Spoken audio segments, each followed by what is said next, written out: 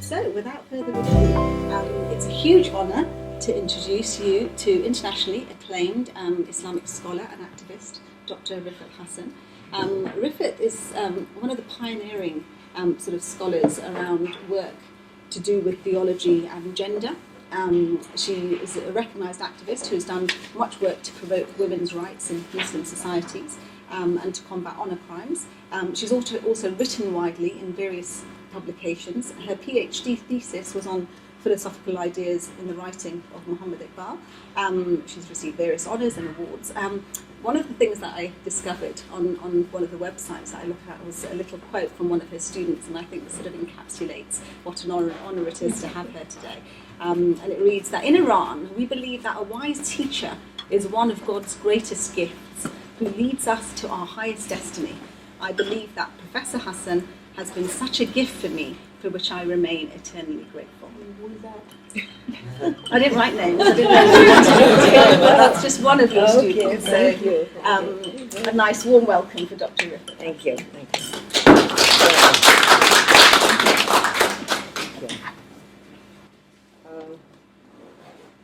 I am very delighted and honored, feel very privileged to be here and have an opportunity to have a conversation with all of you.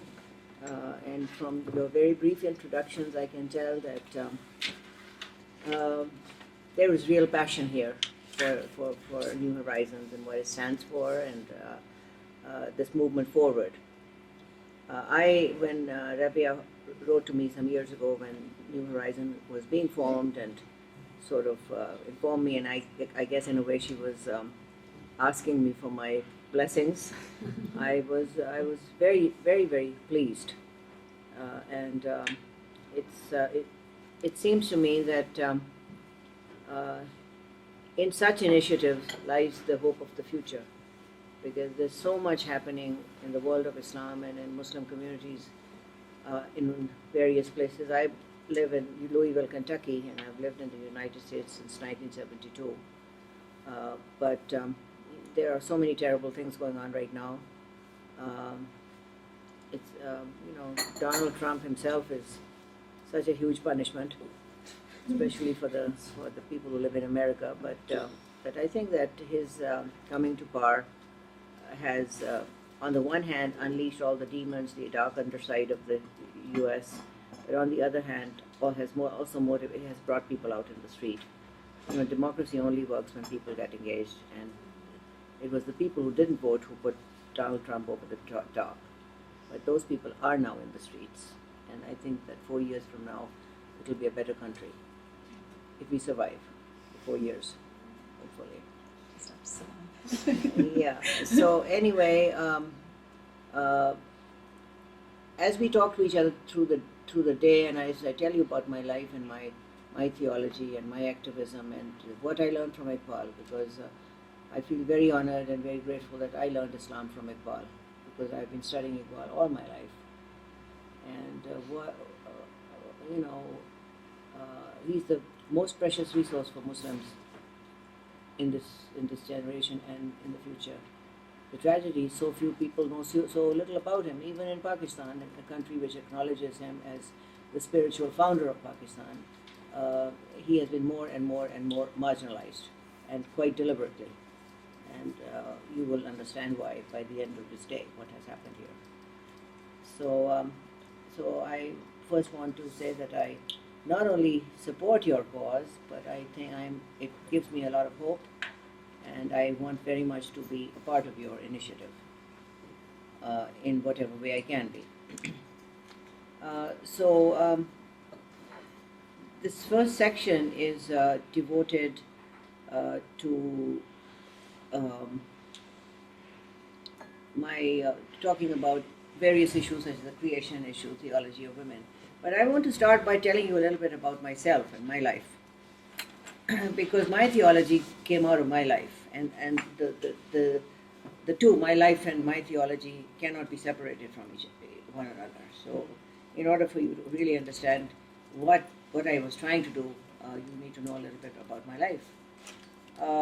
I come from Lahore in Pakistan, my family on both sides came from old families. My father's family, they are Sayyids, which means they originally came from Arabia. But my ancestors settled for a long time in Herat, in Afghanistan. And then at some point, they came to Lahore, and they set up a colony, which was called Muslim Colony, Muslim Town, one of the earliest Muslim settlements or colonies in that area. Running through that town is a road called Faz Road, which is named after my grandfather. So I live in that area where these early Muslims came and settled. Most of my family, father's family, were civil servants. They were bureaucrats, and my grandfather was a senior police officer. So that they had that kind of background. And my mother's side, my mother's father, Hakim Ahmad Shuja, was a well-known poet, a philosopher, a great scholar of the Quran, actually translated the Quran also. He was his family comes from an area in Lahore called Bazar-e Hakima. Hakim means literally physicians. So they were physicians professionally, but they were also great patrons of art. When Iqbal came to Lahore at the age of 16, 17 to study, he received a lot of patronage from that area. And he was provided opportunities to recite his poetry and so on. So my grandfather was the only brother of 8 sisters, and he was brought up in a very princely fashion. He was very gifted, very handsome, and came from this kind of a background. Anyway, he married my grandmother, and she was an only child of a person who owned a theater. He was a theater tycoon. And anyway, when my grandfather married my grandmother, my mother was born a year later. And then shortly after that, my grandfather married another person, another woman who was kind of a relative who lived in their house, which made his father-in-law, that is my mother's grandfather, extremely happy. He was a Pathan. He literally came with a sword to cut off Hakim Ahmad Shuja's head, but it didn't do so. But he took his daughter and the granddaughter home with me, so my mother lived with her grandfather.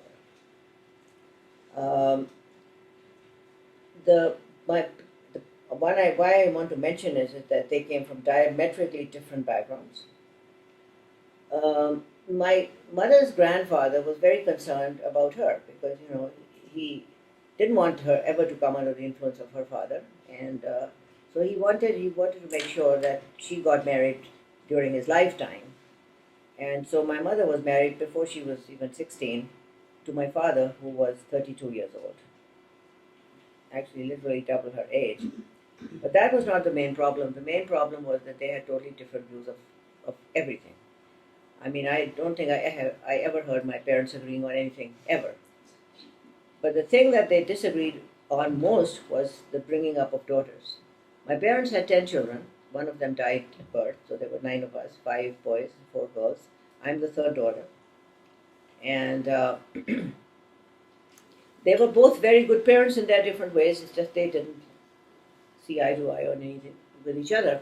But such was that culture, that once you were married, you stayed married, and you made the best of it. And my mother's passion was education. She herself had not received a lot of education, formal education, because in those days girls were mostly educated at home. But my mother was a brilliant woman. She was a poet. She was,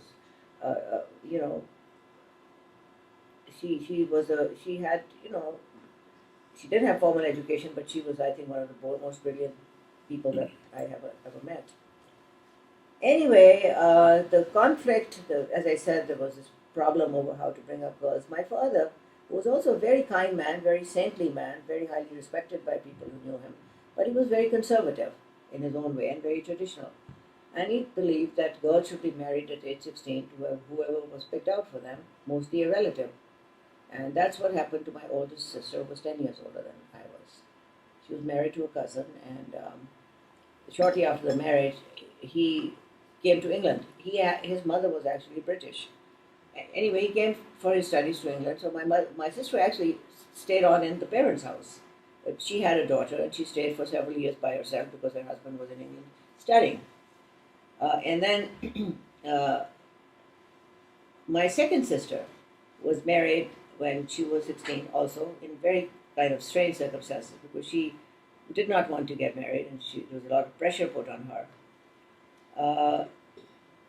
Now, in my childhood, when I was growing up, I was extremely unhappy about the constant bickering in my family.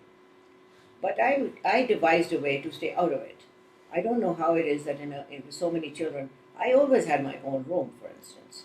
And I spent a lot of time there, and I wrote poetry, and I lived in my dream world. And I had one of the visions I used to have, you can call it a dream or a nightmare or what, that I used to see myself, see myself in a very dark place, like a jungle, like dark woods.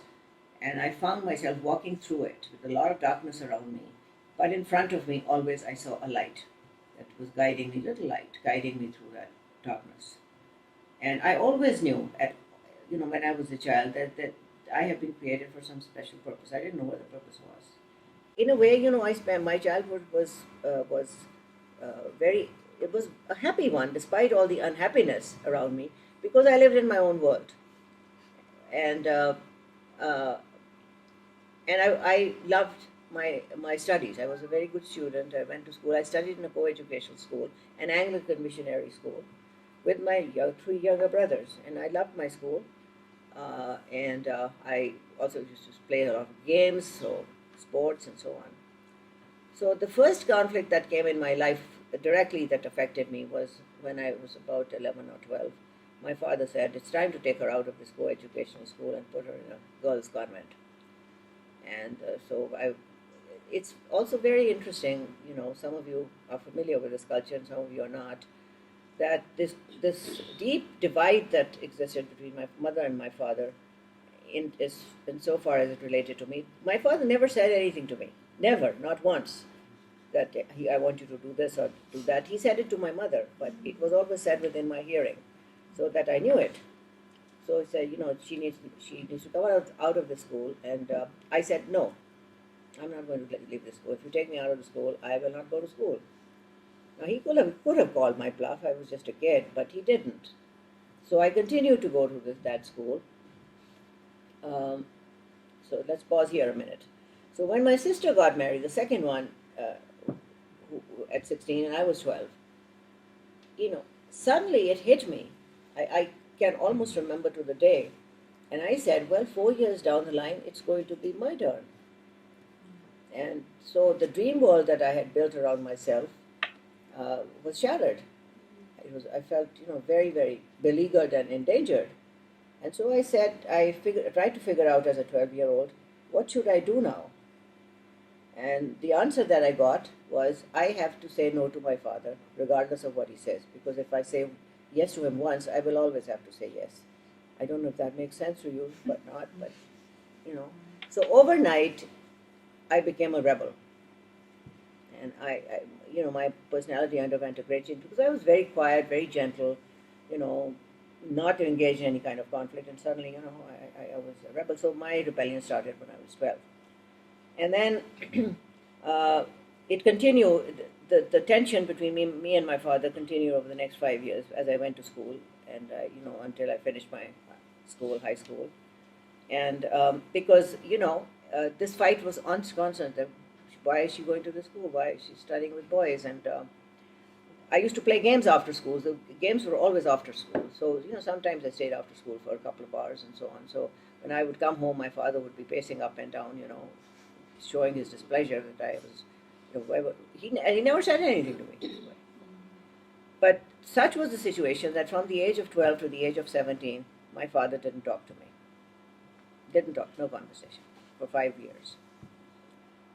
And, it's much later that I sort of began to think about this issue and saying, what impact did that have? But, maybe at that time I was a little glad that he wasn't talking to me because, at least if you don't talk, there's no fight. And but there was a tremendous amount of tension. And so my sister, my eldest sister, when I was just finishing my senior Cambridge, got and I went to Lahore College to do my intermediate, which is the next step in that system. I begged her, I said, please get me out of here. I need to get out of this house. And so she got a Commonwealth scholarship, and she went to the University of Durham to study. And somehow, she was able to. I had good grades, and she was able to get me admission, so that once I finished my intermediate, I could go. So on the day that I left, my brother went to Oxford, and I went to Durham. My father sort of broke the silence by putting his hand on my head, Khuda Hafiz, or something like that. So then I went to the University of Durham. Basically, I ran away. That was my inner thing, was I need to run away from here. So I went there, and I was studying. I studied English literature and philosophy. And I remember one other incident that I went to some philosophy conference on global philosophy, and there was this professor talking about it, and he talked about Hindu philosophy and Buddhist philosophy and Confucian philosophy and so on. He didn't mention Islamic philosophy. And so I asked him very timidly. I was quite intimidated by the solemn nature of British academia. And so I asked him, I said, sir, what about Islamic philosophy? And he looked at me with profound contempt, and he said, there is no such thing. And it was that day I decided that I'll show you that there is such a thing. And I decided that if I ever do PhD, I'll do it on Iqbal. Really, seriously, my life is full of very strange incidents and these moments that, determined its direction. Anyway, so I studied, I did that, and then after I finished my honors degree in English and philosophy, I was admitted directly into the PhD program, and I started studying Iqbal. In the session on Iqbal, I'll tell you the difficulties I had doing that study in this society and in that culture. But anyway, during that time that I was a student in England, my parents, both of them, would frequently visit us. And so there was some communication between us. By this time, my father had understood that I was not going to be pushed into an arranged marriage. But he told my eldest sister, who was very close to him, at least tell her to get married. She needs to get married. And I heard that over and over, and I didn't pay too much attention to it. So by the time I was 24, I had my PhD, and I went back to Pakistan. What else was there to do after that? And what I wanted to do was I wanted to teach philosophy at the University of the Punjab. And I thought, I had pretty good credentials, and I applied, and they kept me running around for a while, but they didn't give me the job. And the reason for it was that I was overqualified. There was nobody in the philosophy department who had a PhD, and they were much, much older. They were all men. They weren't any women. So they didn't want me. So whatever excuse they had, they kept stalling it. So eventually I started working in a research bureau that was a government. It was a very good job from one standpoint. I was in charge of a Bureau of National Research and Reference, and it was a part of the Information Ministry. And so I joined that, and by that time, I at one point I did get married, but I had to make my own mistake. I didn't want to marry whoever my parents had chosen, but I married, and it didn't work, and that's another story. But anyway, during that time that I was working for the Ministry of Information, this whole crisis started with East Pakistan, which ultimately became Bangladesh.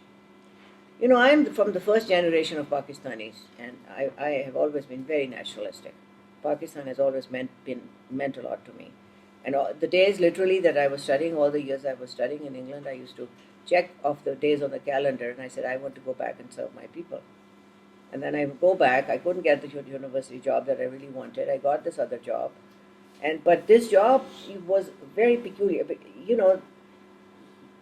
Bangladesh crisis had started, but the army had intervened in Bangladesh, and there was a rebellion and so on. And I remember the day in December of 1971 when Bangladesh came into existence. The people of Pakistan were out in the streets and they were weeping because they had lost half their country. They were very traumatized by it. And the people in the offices, including the one in which I worked, were rejoicing because they said, now we get a bigger share of the pie. That was something that could have been averted. I know that for sure, because I know all the things that happened. That really broke my heart. And I said, nobody was interested in any of the things that meant so much to me. And the attitude towards women working was also one of profound contempt. I remember when I first got the job in the information ministry, one of the senior officers, I had to go and pay my respects to him. That was the customary thing. And I went and I said, I'm so and so, and I introduced myself. And he looked at me and he said, don't you have a husband who can support you? Why are you working? So that was kind of the attitude. So I decided after Bangladesh was created, and after I saw all these things, I was so disenchanted with this government and this country that I decided that I wanted to go and see what was going on in the United States. I had never been to the U.S., but I had two siblings in the U.S. at that time. So I came just sort of for a visit. And like a lot of people who come for a visit, I stayed. That was 1972. I mean, in the meantime, I went back and forth, but my first visit was in 1972. And then later on, I started teaching. My first job was at the University of Pennsylvania in Philadelphia, and I got a part-time job for the teaching of Islam. Now, I had never actually studied Islam as a discipline, other than, of course, I had studied Iqbal, and so much of Iqbal is about Islam. But that was the first opportunity I got, and I started studying Islam at the same time as I was teaching this undergraduate class. And the very first class that I taught in Philadelphia had a student by the name of Amina Wadood.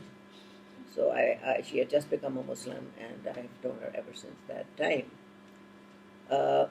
Anyhow,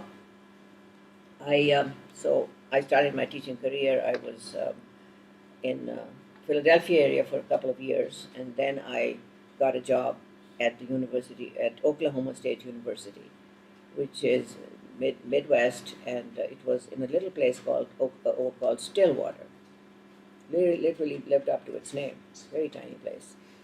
And it was in this university that something happened. At this university, there was a campus of the Muslim Students Association. This MSA exists across the country, across North America, on many campuses. And it existed on this campus. And the people who were in this organization were all Arab men, mostly from Saudi Arabia and Kuwait, which is the most conservative region of the Muslim world. And what happened is that this university had a rule that every student organization had to have a faculty advisor. And that year, I happened to be the only Muslim faculty member on campus. So I was made their advisor. Now, this group was so patriarchal in its orientation that they wouldn't allow a woman even amongst the spectators or even amongst the audience if they had an event. I mean, they had a lot of these students were married, and their wives did a lot of work behind the scenes. Cooking, and cleaning, and secretarial work, and running around doing so many things. They were not allowed to listen to any of the events. So you can imagine how thrilled these people were to have me as their faculty advisor. Okay, that fall, 74, in the fall they used to have their big event was one seminar a year in the fall, and they would invite speakers from outside. It was a big deal for them. And it was customary that the faculty advisor say a few words about whatever was the topic of the seminar. However, in my case, I was told by these people, we want you to talk about the role of women in Islam. And, I was somewhat insulted by this because this was not the topic for the seminar. And I knew what they had asked me to do that because they thought I wasn't competent to talk about anything else, even though I taught them Islamic studies. So, but anyway, I understood that, but I accepted that invitation for two reasons. One was that I was so tired of reading book after book after book, brochures, articles, whatever, hundreds of them on the role and status and position of women in Islam. Never saw anything on the role or position or status of man in Islam. Perhaps they don't have any, I don't know. Certainly nothing's ever been written about it. And so I said, okay, well, at least this gives me an opportunity to look at this from a woman's perspective, so that was one reason. The other one was that this group of Muslims believed, I don't know if such Muslims you encounter in this country, believe that hearing the voice of a woman who was not related to you, na mahram, is haram. And it really puts, it's a sin. It's a sin to hear the voice of a woman not related to you. So I said, that's good. At least they'll have to hear my voice, Let me try to, so all my reasons were not that elevated. So accepting that, Very honest. so anyhow, I accepted that. Now that I had accepted the invitation, I had to ask myself, what is it that I want to do? I know what they expect me to do. What a good Muslim wife does, what a good Muslim mother does, and that's about it. Which is, of course, they had this attitude. One of them said, life of a Muslim woman is very easy. They only have to do two things: please God and please their husband. But of course, in reverse order. Please husband, your husband first. So anyway, so that's what the expectation was, and I wasn't going to do that. So I asked myself, what is it that I want to do? So there was a gap of 2 or 3 months before this event. So I said, let me find out what the Quran says in some depth, what it says about women. Now, from the first time that I started teaching Islam, I used the Quran as a textbook. I've always used it as a textbook. But I hadn't done a focus study of the statements in the Quran that deal with women and women's issues.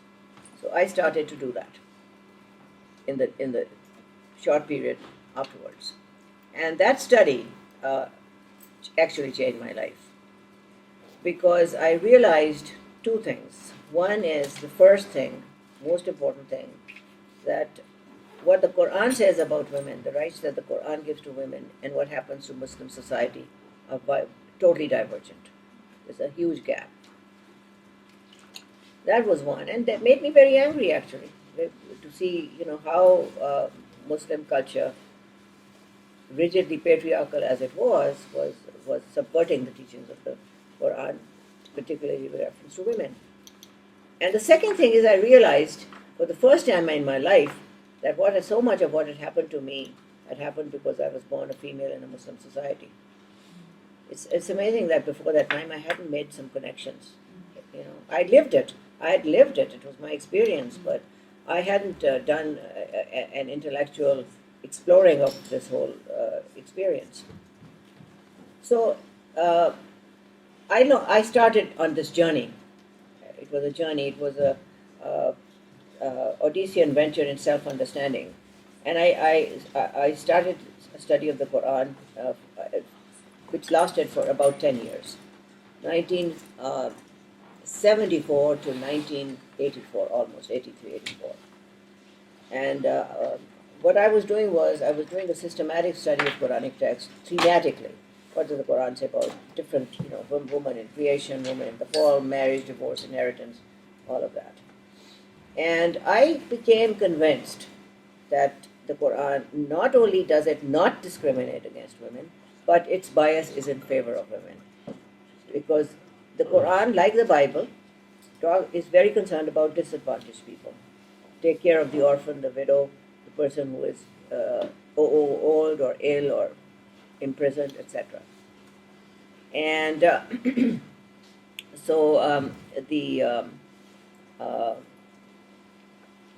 So that was the Quran's attitude, very protective towards women, in every context, and I'll be talking to you about several of these contexts.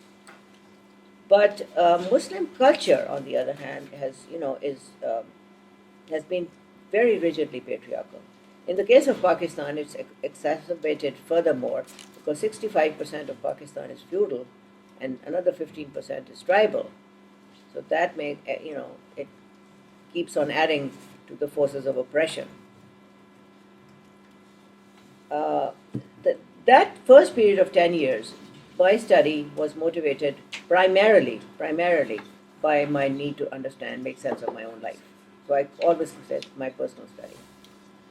But just as I was studying all this and I was finding all these things out, it became a passion or a mission or whatever you want to call it, that Muslim women need to know this, that I have to disseminate this knowledge, this information to them in some way.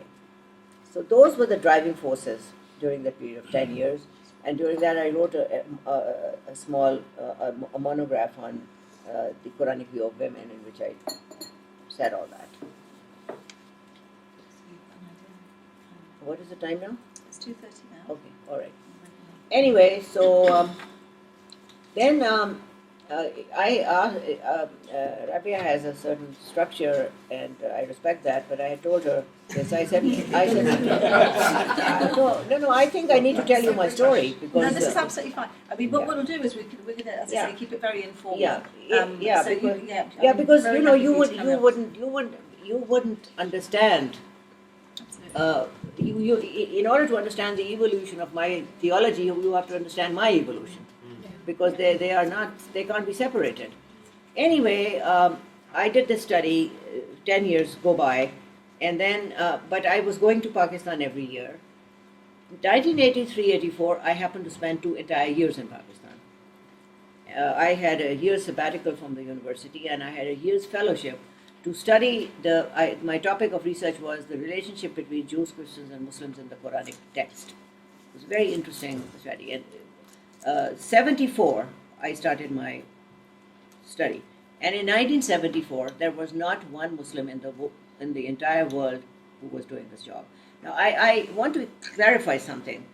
I think I see a lot of outstanding women in early Islam during the lifetime of the Prophet. Hazrat Bibi Khadija, his wife. Hazrat Bibi Aisha, about whom he said, learn half the deen from me and half from her. Rabia al-Basri, the greatest Sufi in the age of saints. They were outstanding women, and so through the ages there have been outstanding women. But theology is a new academic discipline where you read the text from a certain point of view. That had not started. Nobody was doing that in the world of Islam. And I was attempting. That was my first, and I wasn't doing it consciously. I wasn't saying I'm creating this theology. I was trying to make sense of my life. That's what happened the first 10 years. However, 83-84 was a very interesting time. Before that, as you know, Islam has had 2 revolutions in the 20th century. First was the Turkish Revolution, 1924, where Ataturk threw the Sharia out of the window, and 1979 when Ayatollah Khomeini came into power, and it went the other way. It's difficult for me to overstate the importance of the Iranian Revolution in what has happened in modern Islam. The most important historical event, and it threw the 2 superpowers of that time into a huge panic. There were 2 at that time. The USSR, all the eastern republics of the USSR are Islamic. So their fear was that if this revolution spills over, what's going to happen to us? So in order to prevent that, they tried to install their own governor in Afghanistan, which had always been a satellite kingdom to the Soviets.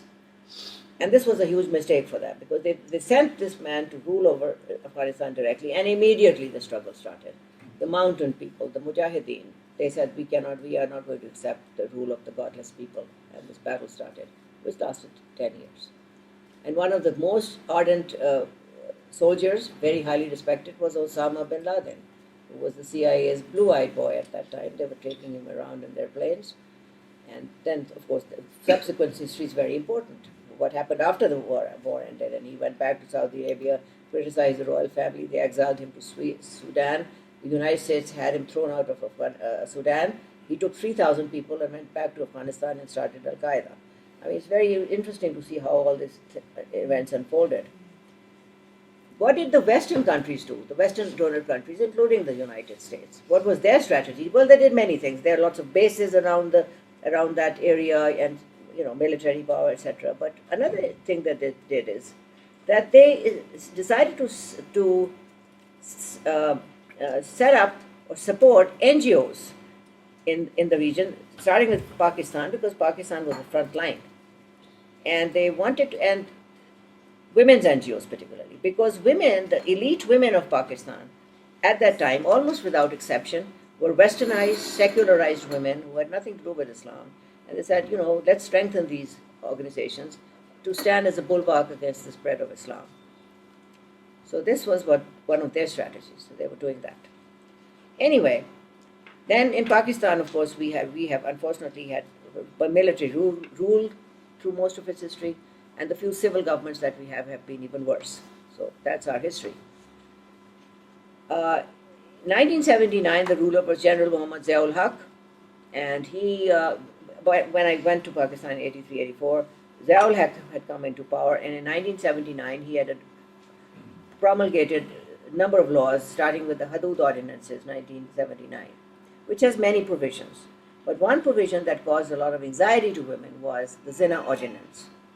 According to Zina, is sex outside of marriage, which in Islam is a sin as well as a crime.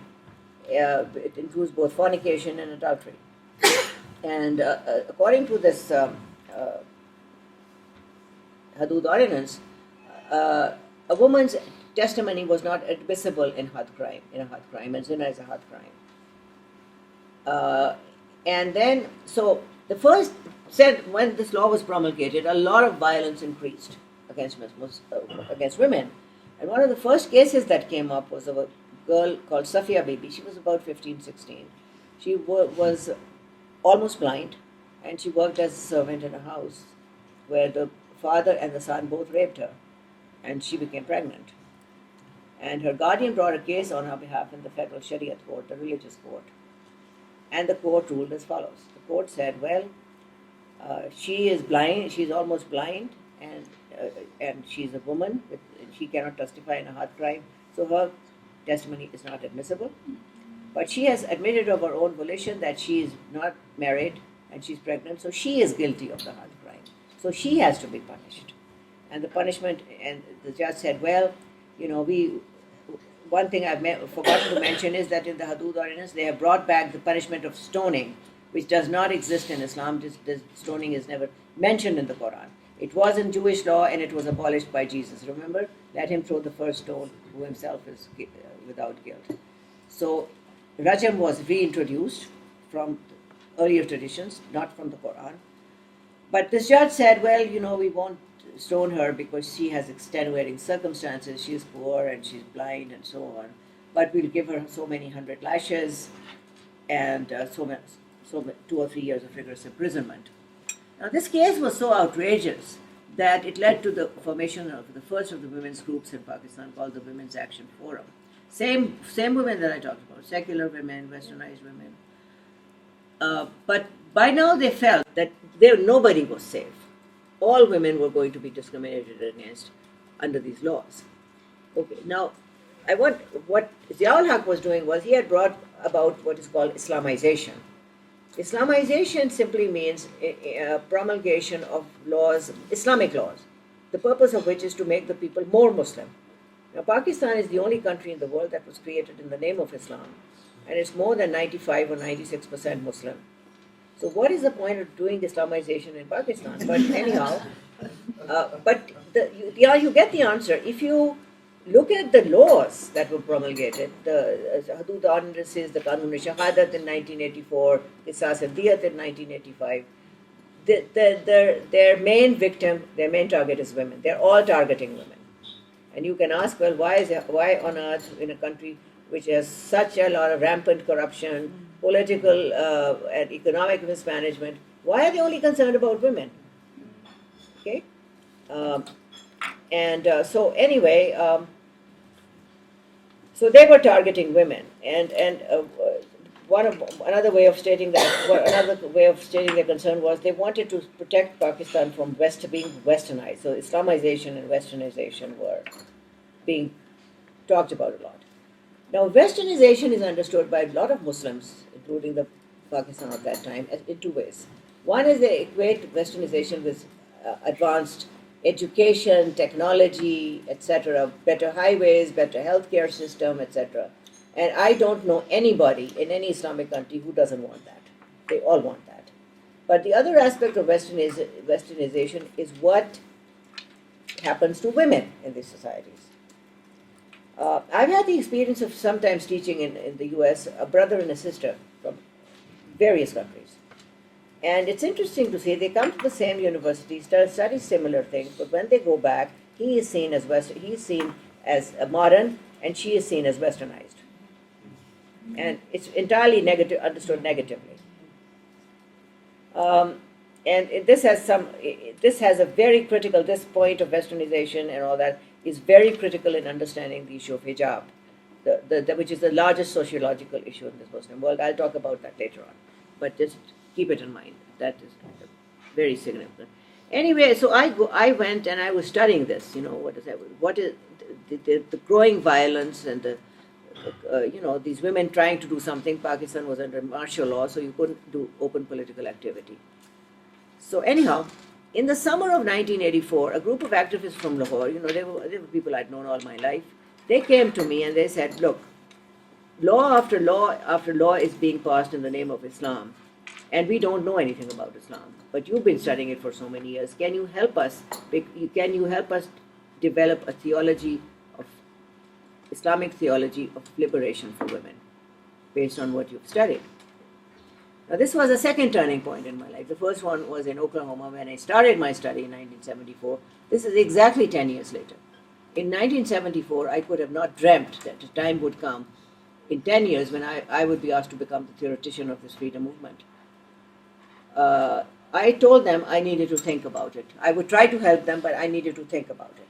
So that summer, I thought about a lot of things. My opening question to myself was, why is it and how is it that in 1984, in a country like Pakistan, which is one of the more progressive Muslim countries, you can have these laws that are so archaic and so un-Islamic? How can they happen? And then I answered that question after some reflection. They happen because it is regarded as self-evident in all Muslim societies and communities all across the world that men are superior to women and women are inferior to men.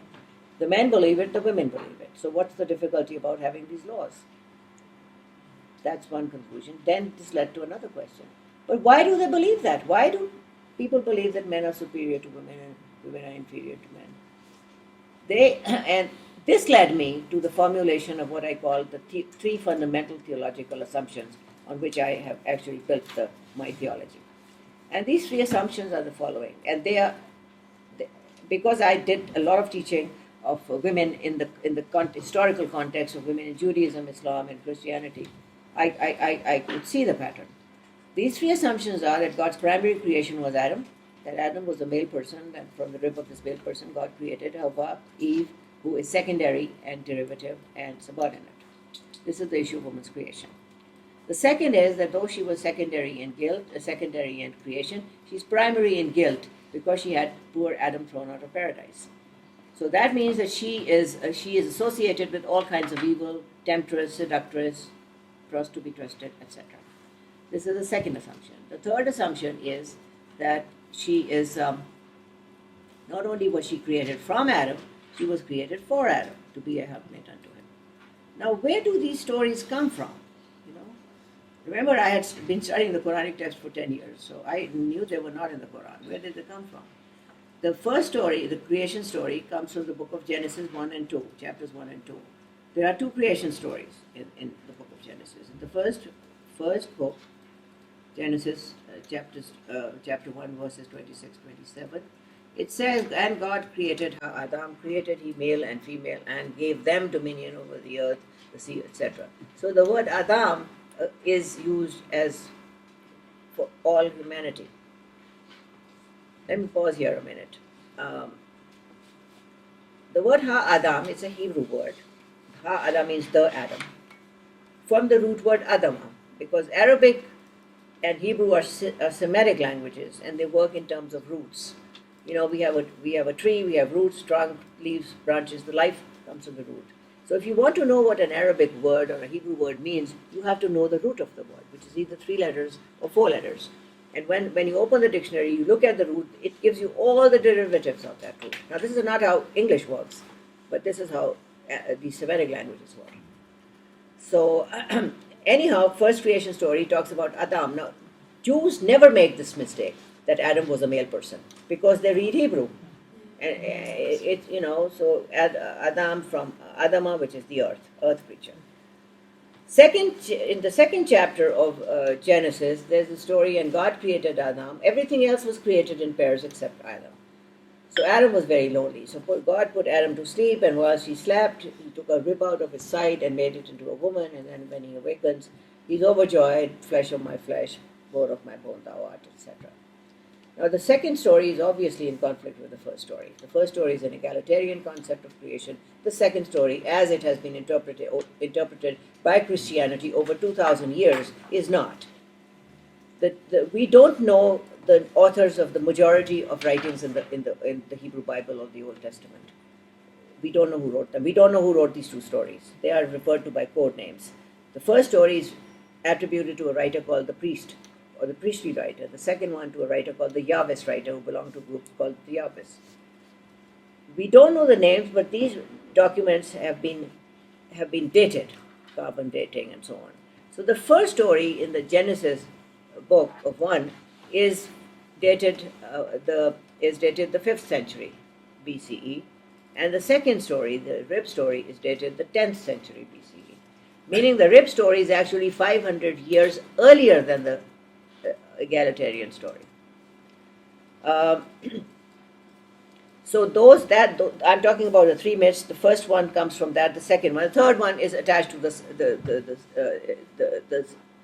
The false story is in chapter 3. Is in chapter 3 of Genesis, and it's the story of how the serpent tempted the woman, and then the woman tempted Adam, and they ate the fruit of the tree of knowledge, and they were exiled. Of course, modern Christian feminist theology disputes all this. It disputes the interpretation of so many centuries. And I think that their refutation is very substantial. But it's very interesting. I just want to mention at one point, because I want to make you aware of the politics of language that we have to deal with when you're studying this kind of text. That the common assumption is that the serpent tempted the woman, and she took the apple and gave it to Adam, and we don't know where the Adam was. People think sleeping under such a tree or something, but actually the Genesis text says she gave it to Adam Imma. There's a preposition which means with her. Adam was with her all the time when the serpent was talking to her, and that word Imma was removed from the translations of the Bible until modern times. It just was wiped out. Why? Why do you think it was wiped out? Because it changes the meaning of the story. Because if Adam was there all the time, he's as culpable as she is. Anyway, so it's happened not only in Islam, it's happened in all these traditions, these kinds of things have happened. Anyway, and the third is again helpmate. God means that Adam is fundamental and woman is instrumental. So these are the 3 myths which undergird this idea of men's superiority to women in these 3 traditions, at least, the Jewish, Christian, and Islamic. It developed within the Christian tradition through the church fathers, that's the Catholic tradition, and through the Protestants. And then it affected, retrospectively, Judaism and then Islam. But these stories do not come either from the Jewish tradition nor from the Islamic tradition, but had serious impact. And when I have been teaching my students, I tell them to envisage something. Envisage a basket, and into this basket have fallen all the previous pre-Islamic prejudices against Islam: Jewish, Christian, pre-Bedouin Arab, from Iran, Manichaeism, which was dualistic, Greek dualism, and so on. They were all anti-women. So all these prejudices have fallen into Islam, which is the youngest of the world's religions. So now if we want to try to rectify the situation, the first thing we have to do is we have to separate out resources. Where did these ideas come from? We have to trace them back to the origin and then deal with it. I started. I said I need to. Remember, my friends had sought my help. How can I help them? So I said I'm going to study the issue of creation, because that is the most important of the three. And why it is important? Because if God created man and woman equal, and that is clearly the testimony of the Quran, and I'll go into it in the next session, then if man and woman subsequently become equal, then that is not what God had designed. It's a subversion of God's plan. On the other hand, if God did not create man and woman equal, which is what the majority of the people in this world believe, actually, then if you try to make them equal, you are subverting God's design. So this is the central theological issue.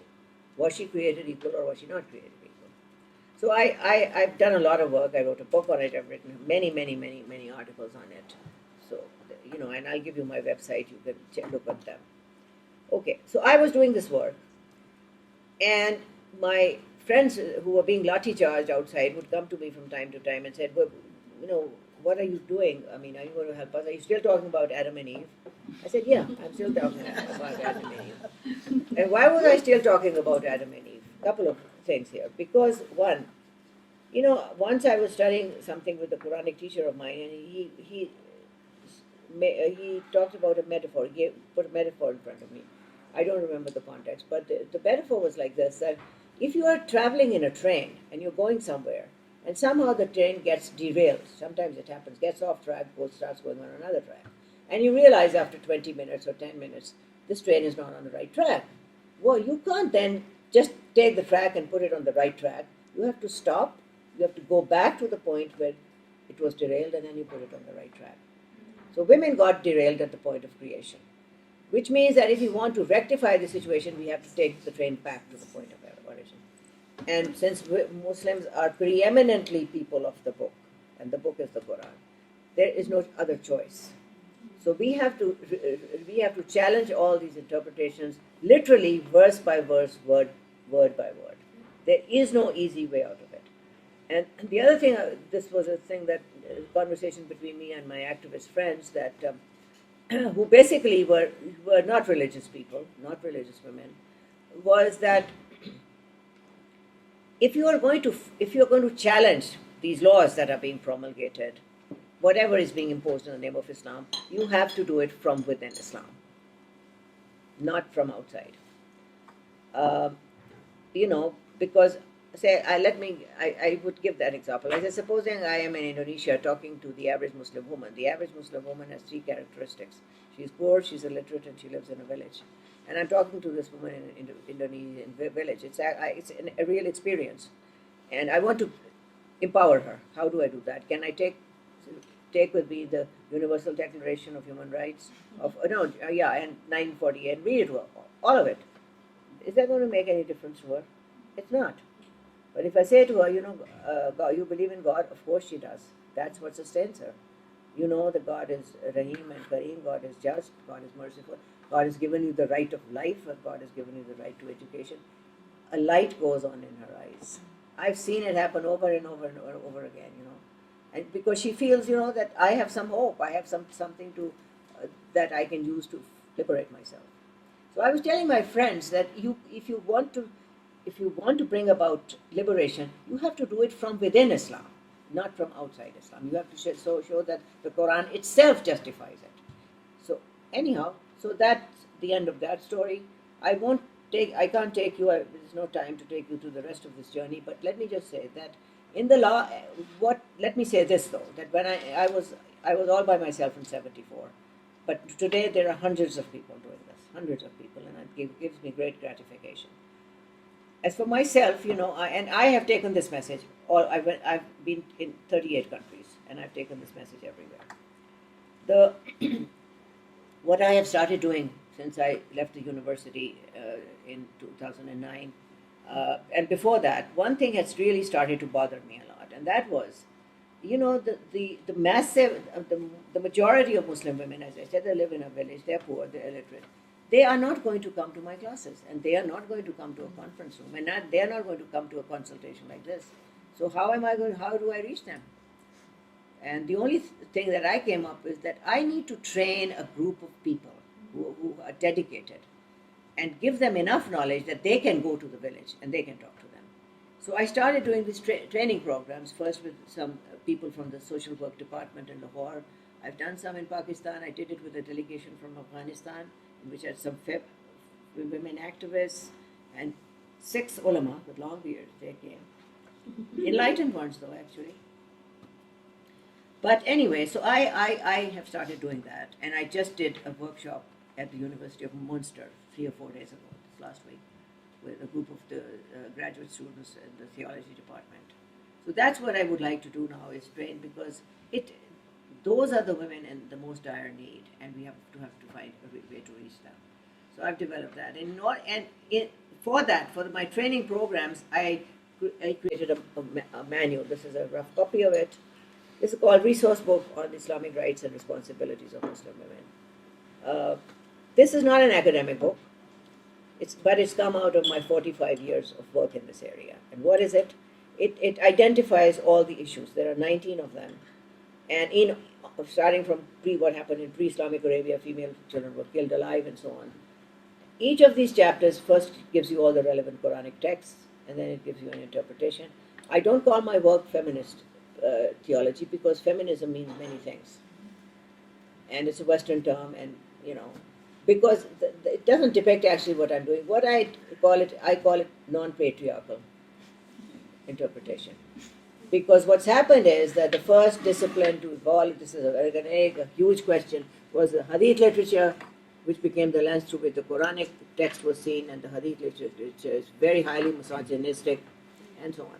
So in this book, I have I give all the Quranic texts, and I give the feminist interpretation of it, or non-patriarchal interpretation of it. So this book is actually a handbook of human rights for the Muslim woman, and I've had it for many years, and I am very keen to publish it.